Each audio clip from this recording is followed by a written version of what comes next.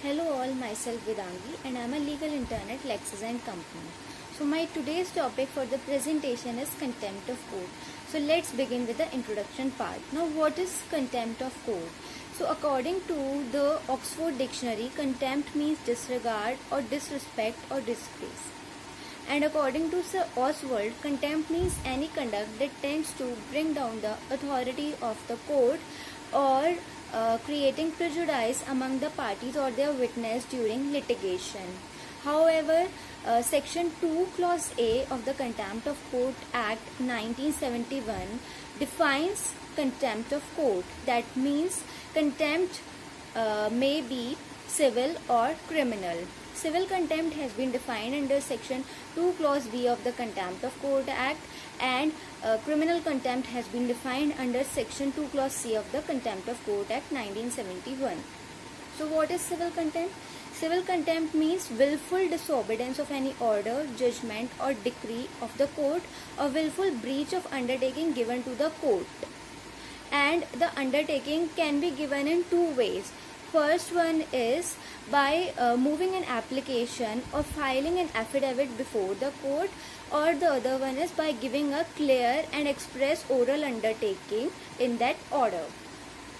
So now there is not only sufficient evidence as to civil contempt that only there should be disobedience of that order or judgment or decree passed by the court.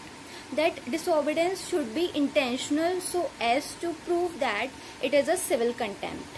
Now what is criminal contempt?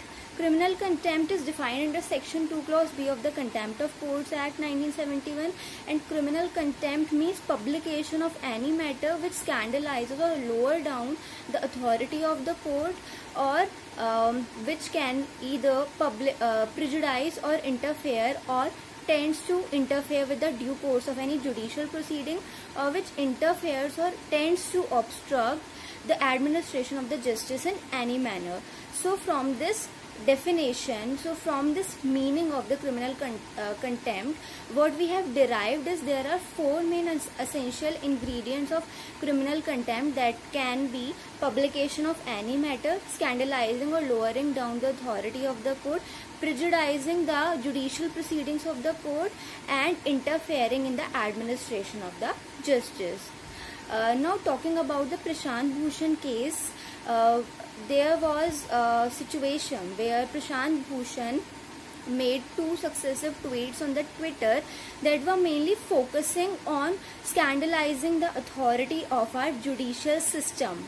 Also in that way it created a situation where people's confidence in the judicial system was shaken up. So also court held that such an act by Advocate Prashant Bhushan was contemptuous because according to the court, that tweet criticized the Chief Justice of India and also attacked on the individual character of the judges.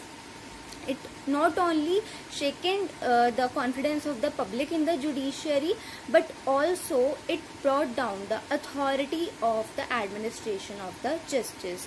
Now what we concluded from this whole discussion is that civil contempt is the willful disobedience of the order, judgment or decree passed by the court, and criminal contempt is publication of any matter which scandalizes or lowers down the authority of the court. And as mentioned in or as seen in the Prashant Bhushan case, only a penalty of ₹1 was imposed on Prashant Bhushan for committing the contempt of court. So court needs to take into consideration all the essential ingredients of contempt, and in order to diminish the cases of the contempt, court needs to impose strict punishments on the people, on the advocates who are trying to, or who actually hamper or lower down the authority of the court, or try to shake the confidence of the people in the judicial system. So guys, this was my discussion on the topic, the contempt of court. I hope you all liked my video. If you have any doubts regarding to this video, then you can comment down in the comment section. Also, don't forget to subscribe to our YouTube channel, Lex Click, and we will meet in the next video with a fresh topic that will be on the criminal breach of trust under IPC. So till then, bye bye, take care and have a nice day.